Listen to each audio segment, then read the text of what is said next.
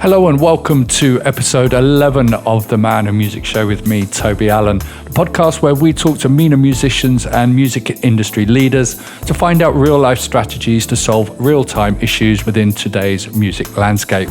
In this episode, I sat down with Reim El Houni about the power of video for musicians. Hope you enjoy the show.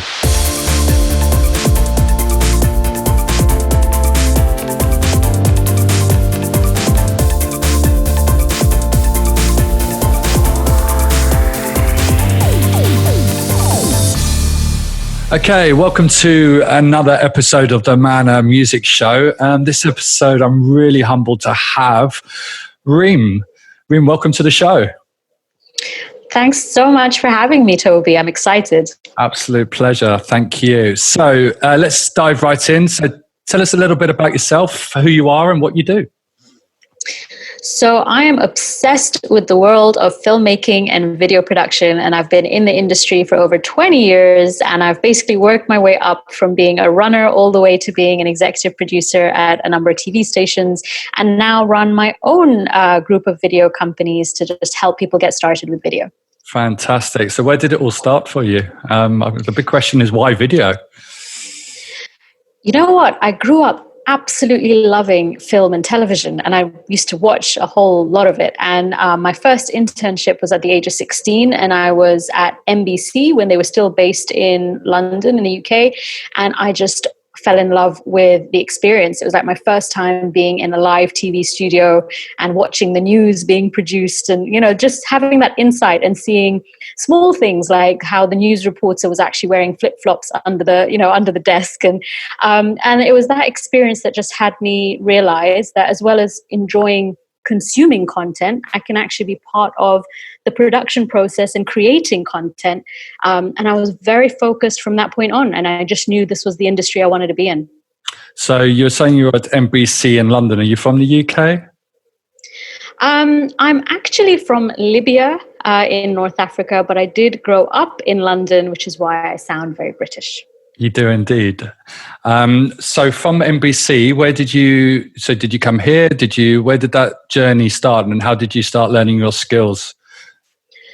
So I'm a very, very big believer that in order to get into this industry, you need to work your way up. You need to do internships. You need to do work experience. You need to learn as much as possible. And I did that in the UK for about 6 years in different entities. And I actually started with the BBC when I was still at university. So the first time I saw my name credited on television was when I was 18 years old on a BBC education series.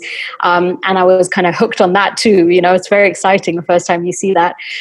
So I worked my way up in the UK, and in our industry, it's a very clear ladder. You go from being a runner to a production assistant to assistant producer, production manager, and so on. So I worked my way up, and then I just kind of felt I needed a change. And I came to Dubai on holiday in 2007. I was like, oh, this is nice. It's sunny, and there's a whole media city. So there's a whole world of opportunity. And in my 1 week holiday, I signed a contract and moved. So I joined Dubai One at the time. I was their second employee, and it was at a time where they just wanted to start producing local content in English. Up until that point, they were acquiring all their production, which means they were purchasing it from abroad. And it was a very exciting journey to be new in a city and also be new, creating new content for a channel. I produced, directed, wrote their first English TV show, which was called Out and About. It was a fun show to do. It did very well. And I grew with the channel. I became an executive producer and started managing a lot of other shows. And then head of events, which was a whole other journey. Things like, the Dubai Film Festival and, the opening of Burj Khalifa. And then by the end of 2010, I just was ready to have a new adventure. And Jan 2011, my own production company was born called TI22 Films. And it's kind of evolved since then. Oh, we'll get onto that in a minute. I was doing some little digging, and I saw that you've had a number of awards. Would you like to tell us a little bit more about those? Yeah, so I I am someone who, I don't want to call myself a high achiever, but I do thrive on, achieving new accolades. And, when I moved to Dubai, I was freelancing on a few projects, and we did a documentary series for breast cancer awareness.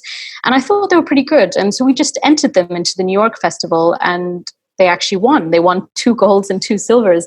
So when that happened, it was kind of a big light bulb moment of, I can actually do this on my own. Up until that point, I was working with, other companies. But when you start to win accolades under your own name, you realize, I can do this. So when I started my production company in 2011, technically we were already award winning because we had these 4 medals, and it's evolved since then. So we've won in total 25 international awards. The majority of them are New York Festival Awards and a Cannes Award as well, for different parts of the production process and different projects over the years.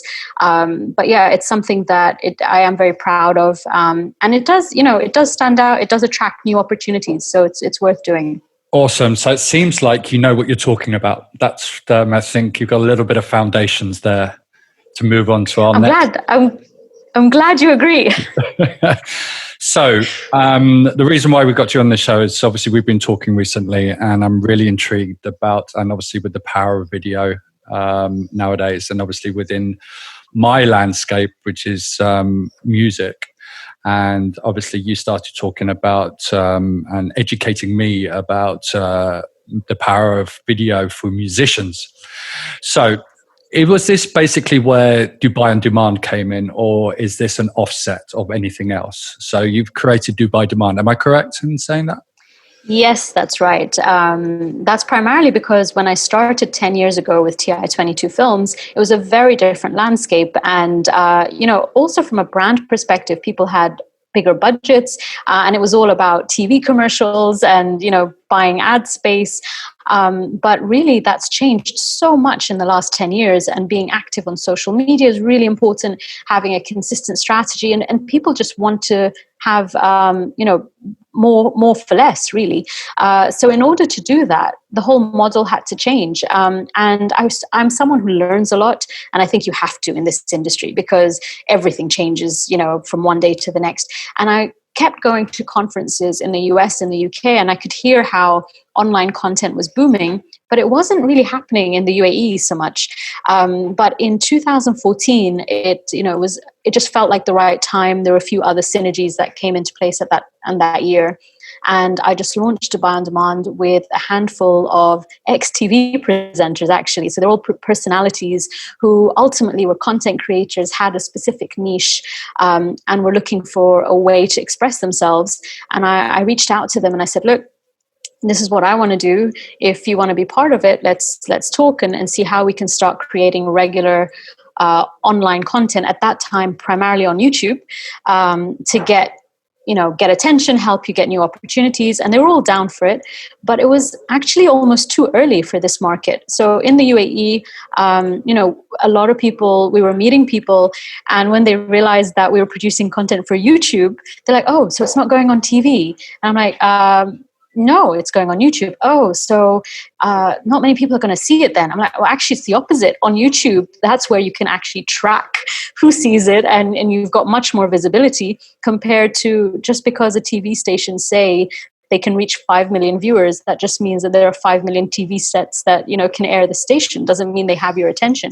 So yeah, long story short, but yes, 2014 launched Dubai On Demand because I really genuinely felt that it was time to get active online and give content creators their own voice, creating niche content, because it's a global audience. It's no longer, just who you can reach locally, but you can reach people anywhere. So there's the old perception that videos is the old MTV creating, 3-minute video music, full elaborate music videos. But it's not. It's creating content for social media. Would that be right? Yeah, and I think in a lot of ways that's more important, because it's about how consistent can you be on whatever social media platform you're on, and stay engaged with your audience so that they remember you, that you stay top of mind. Because ultimately, if you're not visible, you're invisible. And that's a key thing that I like to remind everybody, especially when they get lazy about posting or they get lazy about filming. I'm like, well, you know what? That's your audience who you're not feeding. Those are the people who are actually, paying for your records or actually showing up at a gig. You need to realize that it's part of the engagement you've come into is to provide content for them on a consistent basis, which is almost more important than having a one-off flashy music video.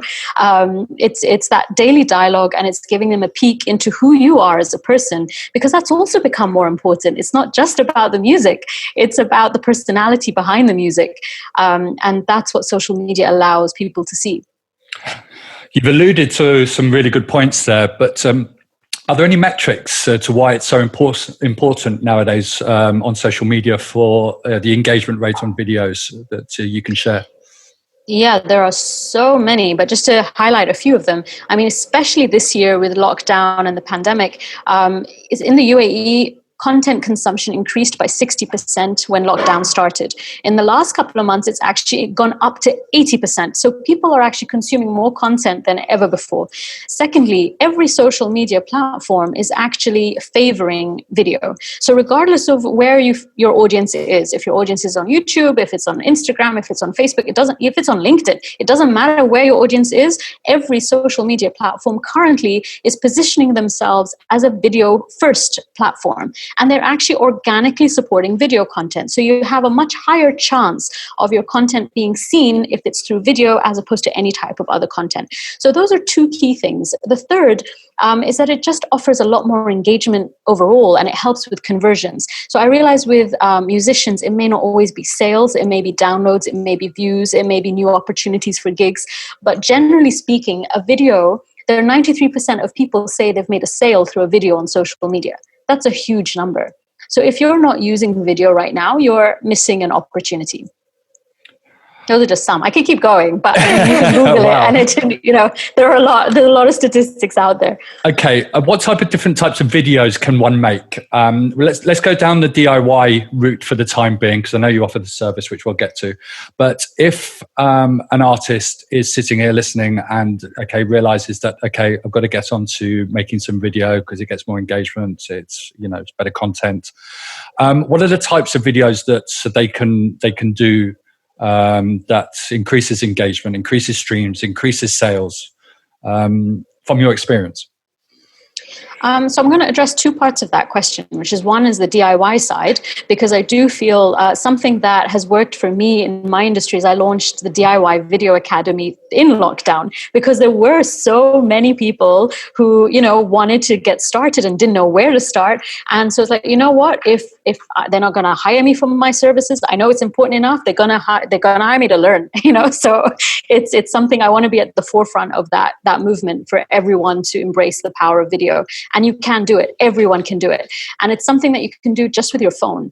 Having said that, I would say there are a couple of essentials you need to make sure you have if it's something you're going to do on your own. And that is definitely a microphone. So given that you're all in the world of music, hopefully you understand the value of good sound. But sound is literally 50% of your viewing experience. So if you do not have good sound, you've lost half your audience already. So definitely don't scrimp on a microphone. Buy a microphone is number one. Buy a tripod is number two, because, regardless of how authentic people think it might be to hold up a phone, there's still a level of stability and just professionalism having a microphone. And third is have a light. So, and it could be something simple like a ring light, but that also makes a very big difference to the quality of your videos. So to answer the first part, DIY is possible, but do invest at least in these three items. And if you're really, really, unsure, minimum is a microphone on the DIY side. Would sitting on your sofa, showing raw emotion in your pajamas, singing an acoustic version, get just as much engagement as a highly edited HD version video? It can. It just depends on, ultimately, it's your relationship with your audience and what, what they're following you for, so for some people it's they're more personality driven, so then it's important that they are engaging with you. For others it's more music driven, but yes, predominantly it can get more engagement. But what I want to add is you asked me what types of video can work. One of the biggest trends at the moment is personalization. That's one of the biggest trends. So that means, how can you make your audience feel like you're talking directly to them? And it could be anything from calling out their names, which is why live content is so important, or it could be even, asking your audience to leave questions and comments and addressing it in a video down the line, where you say, I just want to answer my fans who I've received these questions A, B, C, and actually call them out by name, or make content that's specific for a geographical area or location, so that they feel it's speaking to them. So anything you can do that adds the personalization element, that is one of the biggest trends right now, which I would suggest you try and incorporate in some way. Amazing. What length of videos? How long should they be? Amazing question. It totally depends on where you're posting them, because depending on the social media platform, they all have different algorithms and different preferences. Having said that, audience viewer retention is continuously dropping. So I heard a crazy statistic that it's dropped to only 45 seconds. So for all these people who like to give us a shopping list of information, most people actually zone out after 45 seconds. So keep it punchy, keep it focused, especially when you're trying to attract a new audience. It's fine to go on your longer streams of thought when you have an engaged fan base. But when you're trying to attract a new audience or new fan, I don't know about you, but the first thing I do is look at the duration of the video. And if it's too long, I don't have time to watch it. If it's under a minute, I was like, yeah, I'll give it a shot. I'll press play. So keep it short when you're starting out. And then once you have built a fan base, you can afford to have longer content to serve them.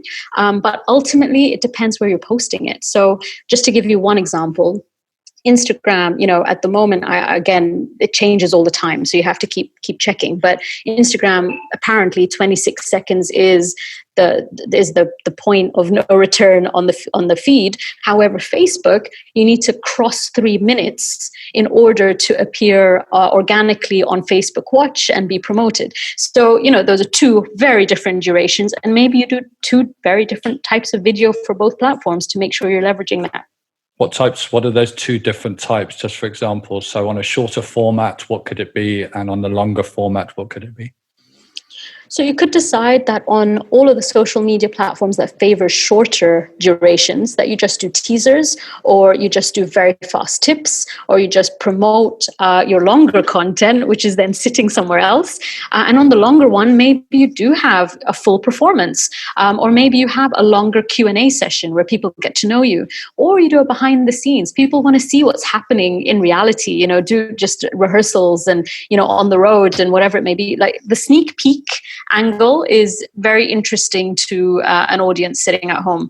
But yeah, just consider your shorter platforms. Like I consider Instagram as my kind of teasing ground for LinkedIn, which is for me because I work with a lot of business owners and, that's where I want to be. So LinkedIn is longer, Instagram is just shorter teasers. That could be one approach. Amazing. The big old question of how to maximize YouTube for artists.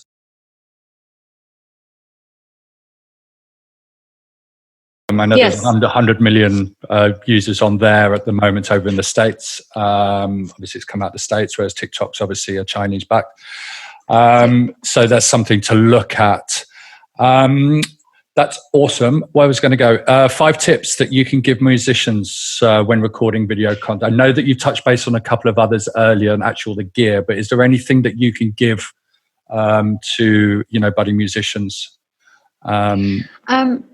I've met some who are actually amusingly shy, so they're very confident to perform, but they're shy to put their personality out there or to even get on camera. So I feel like step number 1 is put yourself first, embrace your personality and just try to put yourself on camera, because people want to connect with people now. It's not just the music, it's the person behind the music. So I would suggest, number 1 is put yourself out there. Number 2 is understand that this is part of the job. It's like your social media is part of your business development. It's part of your lead generation. It's part of attracting new opportunities. So it's fine. You can hate it, but it's part of the job. I have some people who say, I don't want to put my life on social media. That's fine. I'm not telling you to put your life on social media. You can be selective about what you do or how you do it, but don't underestimate the power of what opportunities you can attract just by putting your content out. So do it is a second. And third is the consistency, because again, people get very excited that they've filmed, like in especially with musicians, they may have filmed one amazing music video. And I was like, this is it. This is amazing content. But you know what? There's so much content out there that people are going to forget it within a day. You're lucky if it lasts a day, so you're better. Your strategy is better to be consistent than to have your one big hit. I'd rather, have a consistent stream, a consistent following, grow at a consistent pace than have one massive hit, which maybe gets all this attention, which is awesome, but then that'll die down just as quickly as it, sprung up. So if anything, consistency is the key takeaway on whatever platform you're on. Just stick with it and keep doing it, and you will see the results. If I'm not mistaken, you can, if you do it well, you can then monetize it. Which is, especially in times like this, it's pivoting, your music skills. Absolutely. And it's we're seeing it more and more, but again, it's the consistency. So whether it's, you're getting brand partnerships or sponsorships, that usually happens because you've been consistent enough that you've built a solid fan base that a brand now wants to tap into that fan base. So the only way they're going to tap into them is if they collaborate with you on whatever brand it may be. So in order to get to that point, it all starts with the consistent content. There's quite a lot for people to take in, and you can do it. And that's why it's called a DIY musician. However, if they were to come to you and do buy on demand, what would be the process, and what could you offer them, and types of packages? What do you do in order to help those musicians out there that just think, do you know what, I can invest a little bit in it to get someone to help me? So I'm very proud of the fact that we are a video branding community. So for anyone out there who just says, oh, it's just a production company, oh, they just film a video. It's like, no, yes, I know many people out there can film a video, but that's not our core skill set. Our core skill set is supporting you in building your video brand, which means it's everything from understanding the strategy behind your content, what content is going to work, how do we plan this, to how do we get you comfortable in front of a camera? How do you start presenting? How do you start, just capturing those moments? To let's film and edit this content together and start watching how it can leverage results for you. Admittedly, I want to be very clear, results don't happen quickly. So this is a long-term journey. And most people who work with us start somewhere between video 8 and 12 is when, they start getting some new opportunities or being some recognition. But yes, because I really do understand how challenging it can be as a content creator, we have a separate package for content creators. So we work with a lot of business owners, a lot of thought leaders, but we do have a content creator package. And that starts from only 1,000 dirham. They pay 1,000 dirham a month, and they're part of the community, so they get all the other benefits, and we film and edit 2 videos for them a month. So I believe that that's feasible, I hope, for many. But yeah, it's a journey that I definitely see us as your partner on that journey to help you grow. That's fantastic. How long are those videos? So again, as we discussed, it totally depends where you want to post them. Our package includes videos that go up to 5 minutes. But again, in most cases, we recommend the shorter the better, because you'll get better results if it's short. Sounds like a great package and a great service, and I thank you for starting that. Just to wrap this up, some great nuggets of information. You mentioned about the DIY Academy. Where can that be found? And also, would you like just to let the listeners know where they can get hold of you, your social handles, what's best for you?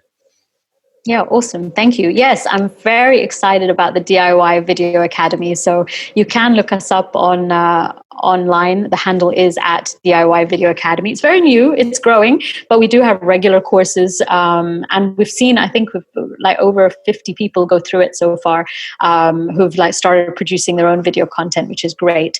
So that's the DIY Video Academy. But yes, if you are looking for hand-holding and being part of our video branding community, Dubai On Demand is the place. It's at Dubai On Demand, and you can email team@dubaiondemand.com for any questions. We'd love to help you and see how we can join you on this journey. And I'm at Reim El Houni, and I'm sure all those details will be in the show notes that Tobie provides. They will be indeed. Reim, thank you very much for your time. Really appreciate it. No problem. Thank you so much for having me. I really appreciate it too. That's all for today's episode of The Man and Music Show. Thank you for listening, and I hope you got a lot of valuable information from it. If you liked this episode, then please make sure you subscribe to the show on iTunes, and if you could leave a review, it really helps with the growth of the podcast. Lastly, if you're a musician or music producer and want to join the region's thriving online music community and learning hub, then head on over to our Lab Musica Facebook page. Until next time, take care, keep safe.